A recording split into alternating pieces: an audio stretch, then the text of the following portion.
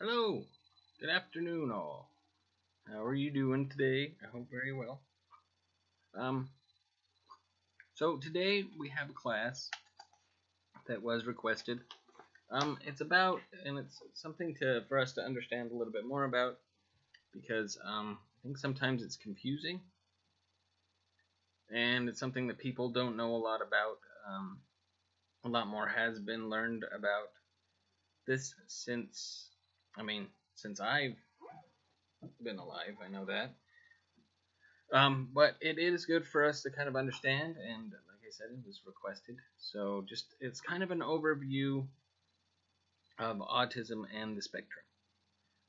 So it's more the spectrum because there's a lot that goes in it than just saying autism and things like that.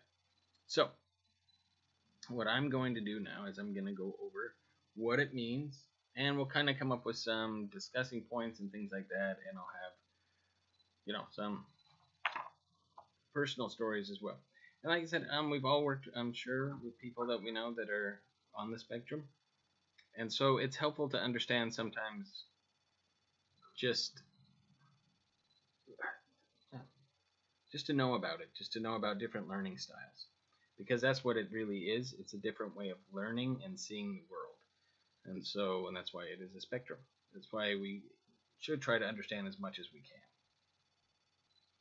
can, and be serious about it. Because sometimes people get it wrong. People misdiagnose people all the time and think that, oh, well, I'm going to diagnose them this way, when really we shouldn't be diagnosing anyone because people have been wrong. And that's why it's very important to understand the spectrum. So, this is called, understanding autism spectrum.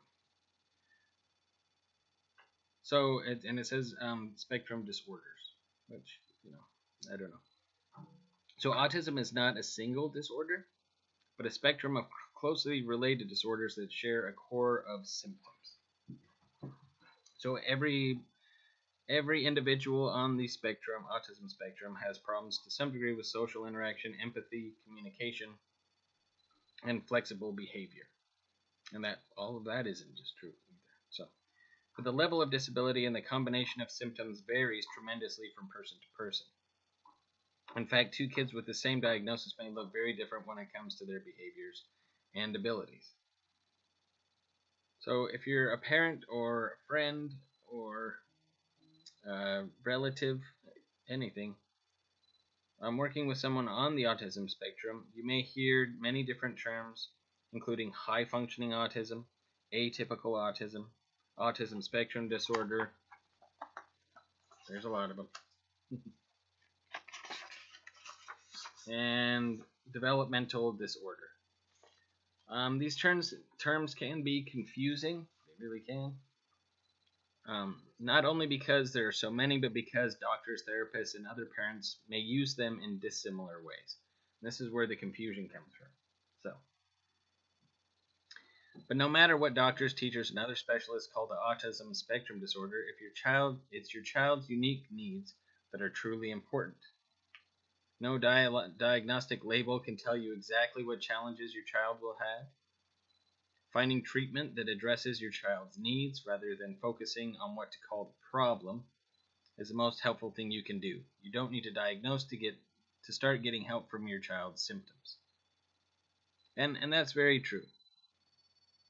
A lot of times, if you notice something at an early age, it's usually best then, so that you can work with it and really start to just help with that from the very beginning and say, okay, well, this is what I've noticed, and see.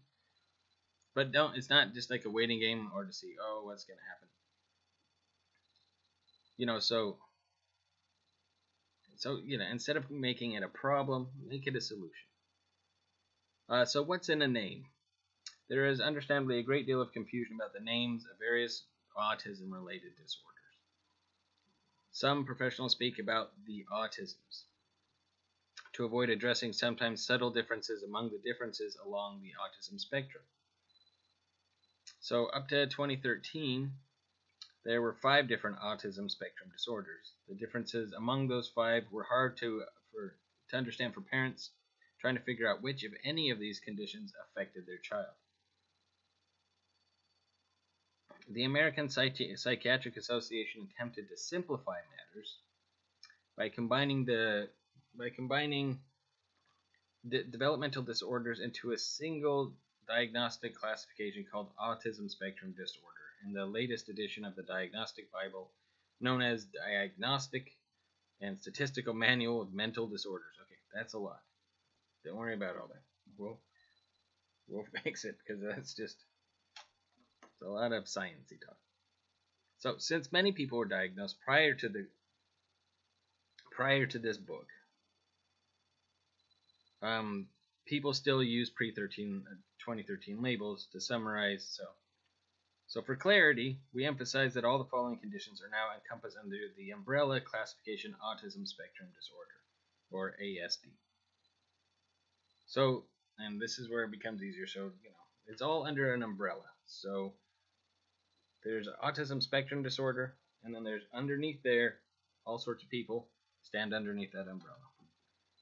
The 3 most common forms of autism in pre-2013, so this is before, were classical autism, Asperger's syndrome, and pervasive developmental disorder, not otherwise specified PDD-NOS. These 3 disorders share many of the same symptoms, but they differ in their severity and impact. So autistic disorder was most severe, then Asperger's syndrome, sometimes called high-functioning autism, or atypical autism, were less severe variants. And then there's childhood disintegrative disorder and Rett syndrome were among the pervasive developmental disorders. So, depending on how each child sees the world, that's where the difference lied. Like, if it was more difficult to be sociable or understand certain concepts, but then other concepts came very easily, a lot of times people would just put it under, oh, that's autism. Then Asperger's means, it's not as bad. There's still a few differences. And then there are some where a lot of the children underneath the umbrella just kind of wanted to be by themselves. They weren't really interested in social relationships. And that's where that one came from. So, but again, in large part, the way everybody was classified and due to inconsistencies with just labeling it as 3, all of them then became variants, which are now referred to as autism spectrum disorder.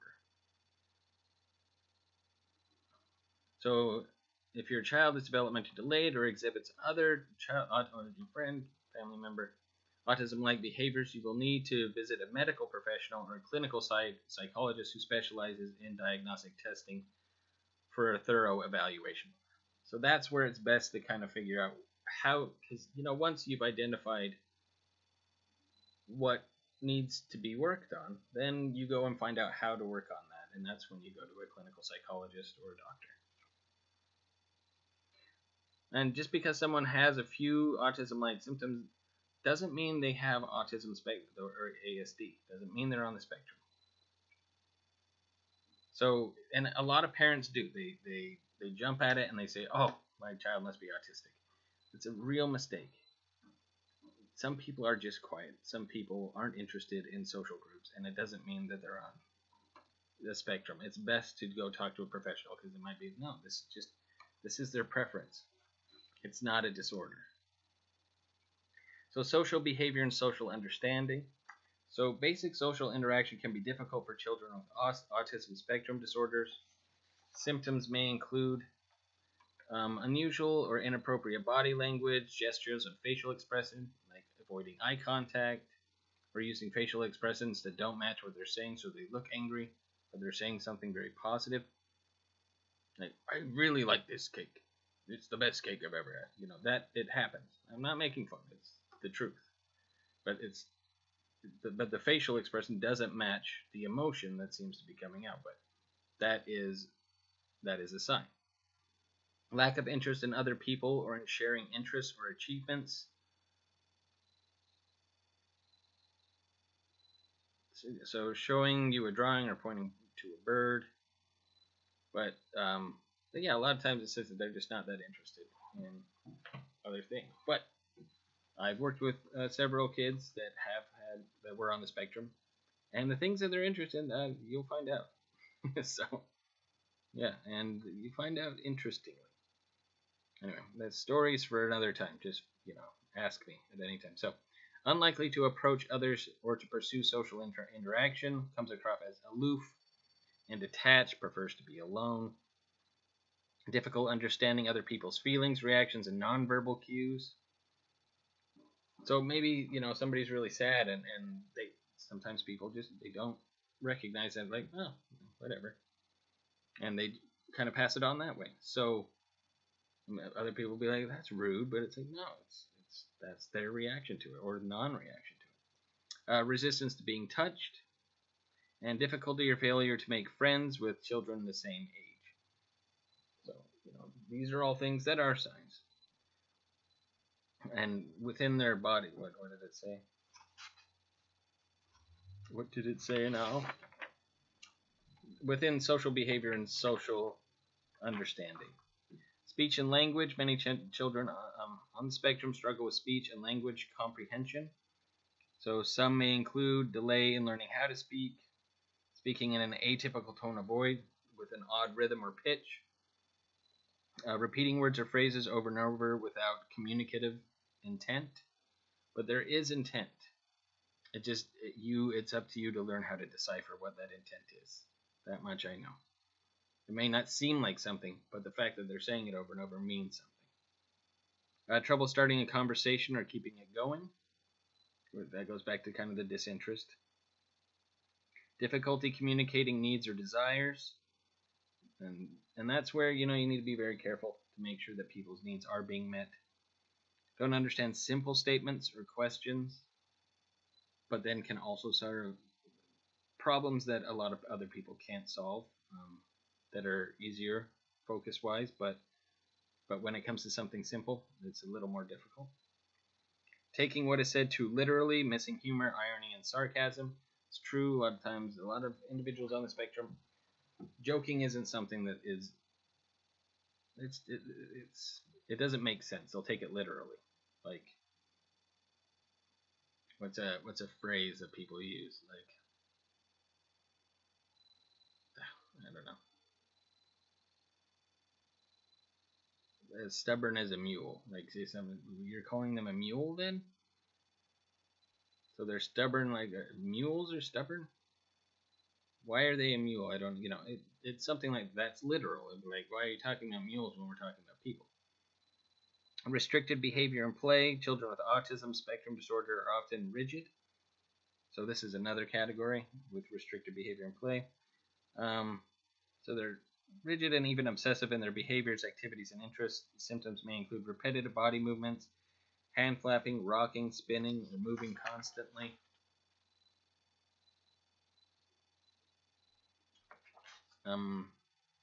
Attachment to unusual objects, rubber bands, keys, light switches.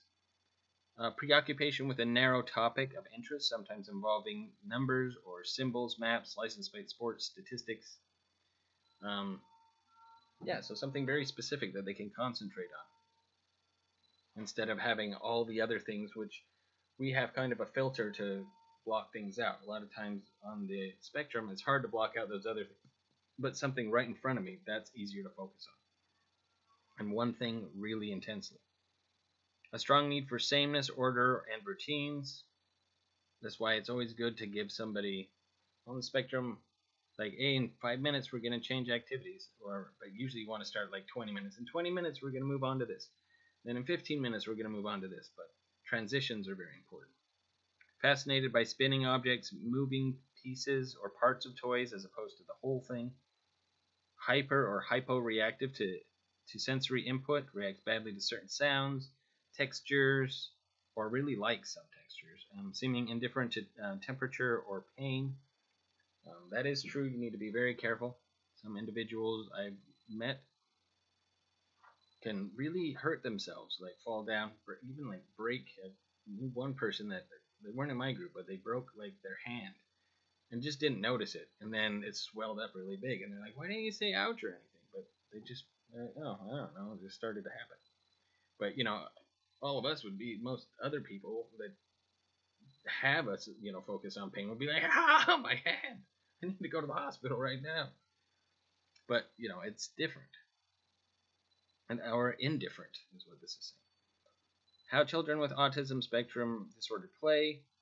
They tend to be less spontaneous than other kids, and so this is a lot about kids. Unlike a typical curious little kid pointing things such that catch their eye, children with ASD appear disinterested or unaware of what's going on around them.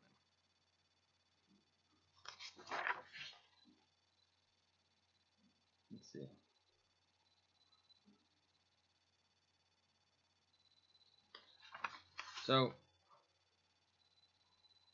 So here are some related signs and symptoms of autism and spectrum disorder. So sensory problems. Many children with autism spectrum disorder either underreact or overreact to things in the world.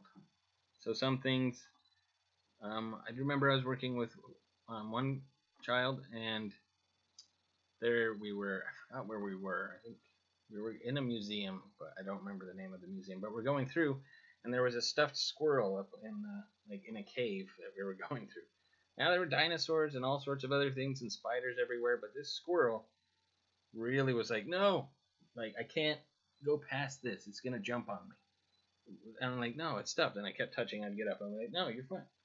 But it's still, and I was like, you gotta trust me on this one here. Just you walk behind me, and we finally got past it. But it's one of those things where it's like most people don't even notice, and then there's some things that everybody else is noticing, and they didn't notice at all. And yeah, and so they may respond by covering their ears, making repetitive noises to drown out offending sounds. So that is something that you can notice, very much. Like, hey, this is too much. A lot of people wear earphones a lot because there's too much noise, and so they have something that is pleasant for them. Emotional difficulty. Children or people with autism spectrum disorders may have difficulty regulating their emotions or expressing them appropriately. For instance, they might start to yell, cry, or laugh hysterically for no apparent reason. When stressed, they might exhibit disruptive or even aggressive behavior, breaking things, hitting others, harming themselves. So, again, it's learning how to gauge when somebody's at their baseline and when they're starting to get off their baseline. Then there's uneven cognitive abilities. So that usually occurs at all intelligence levels. However, even kids with average to high intelligence often have uneven developed cognitive skills. So not surprising, verbal skills tend to be weaker than nonverbal skills. So speaking as opposed to showing. Like maybe taking you and saying, here, I'm going to show you where it is. Or pointing to a picture. Like, it's a lot easier if you have like pictures say, oh, yeah, that's the one. That's how I'm feeling. And that way it's easier than expressing it because, language itself is very confusing. So, and then there's also savant skills in autism spectrum disorder. So approximately 10% of people with autism spectrum have special savant skills, such as Dustin Hoffman, portrayed in the film Rain Man. The most common savant skills involve mathematical calculations, calendars, artistic and musical abilities, and feats of memory. For example, an autistic savant might be able to multiply large numbers in their head, play a piano concerto after hearing it once, or quickly memorize complex maps. But at the same time, something very simple, like tying a shoe, might be something that would be that, no, I can't do that. So I had a friend of mine who lived in Alaska for a while. And when they were living there, they met Rain Man, the movie, if you've ever seen it. It's actually based on 3 different people that they really looked at to understand autism. And one of them actually went into a restaurant that my friend was serving at. And when they went in, the family and everybody were sitting with him and saying, yeah, this is the person that they based some of Rain Man on. And they said, go ahead, ask him pretty much any question about, and they basically said ask them any phone number, pretty much, because they used to study phone books and just names, addresses, and everything, and knew pretty much all of Alaska. And so they started asking them questions about these small little tiny towns in Alaska, and they would know everything, every person in the town, every number, every address, everything. But then, like I said, if you ask them to calculate the tip for that, it would for the table, it would probably be like, oh, how much should we tip on this? Oh, so let's say it's $100 check. A good tip would be about $20, right? How much should we tip? It's $100 check. How much should we tip on this check? Well, that would be 20%. We should tip $4,000. See, it would be way different. But again, that's kind of understanding autism on the spectrum and being understanding and empathetic, and that's what we really need to move towards. Anyway, so if you have any questions, please feel free to ask, and I'll find out whatever I can.